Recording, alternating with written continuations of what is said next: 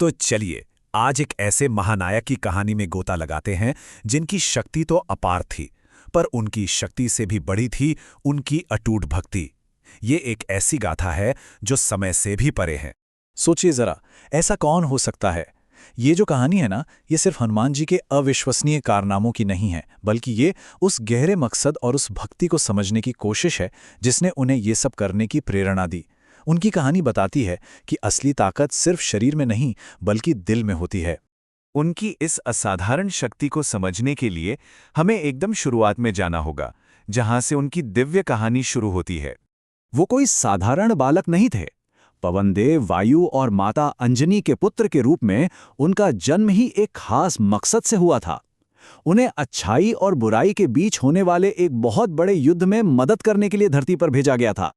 जरा कल्पना कीजिए, एक छोटे से बच्चे ने आसमान में चमकते सूरज को एक पका हुआ मीठा फल समझ लिया और बस उसे खाने के लिए हवा में छलांग लगा दी।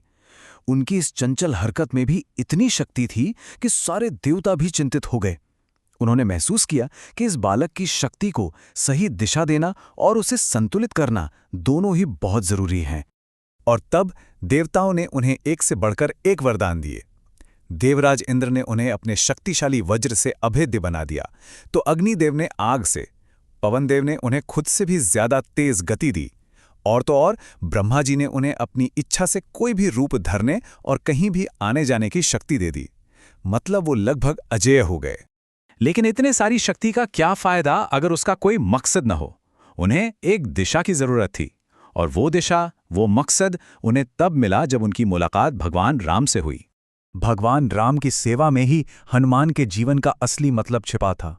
उनकी पूरी पहचान, उनका पूरा अस्तित्व बस राम के प्रति समर्पण और माता सीता को राक्षस रावण से बचाने के इस महान मिशन पर टिक गया।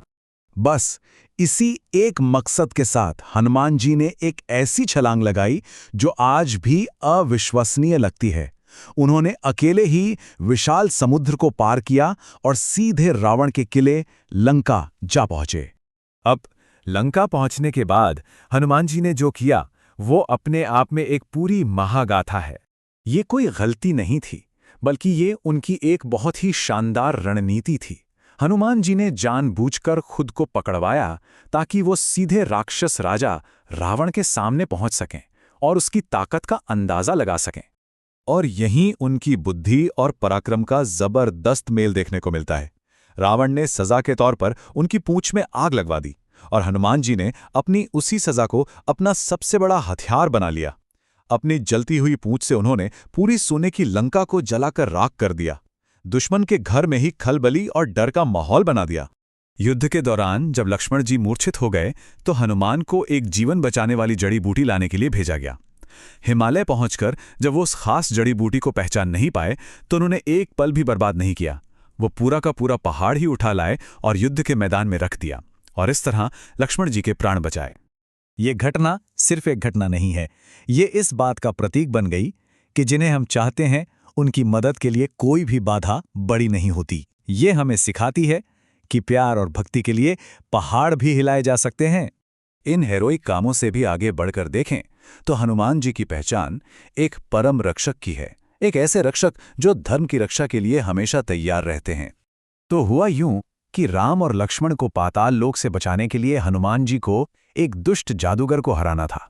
उस जादूगर की जान 5 अलग-अलग दियों में बसी थी, और शर्त यह थी कि 5 दिए एक ही समय पर बुझने चाहिए। अब यह काम तो असंभव था। इसी असंभव काम को संभव करने के लिए हनुमान जी ने अपना पंचमुखी रूप धारण किया। उनका हर एक चेहरा एक अलग दिशा और एक अलग शक्ति का प्रतीक है।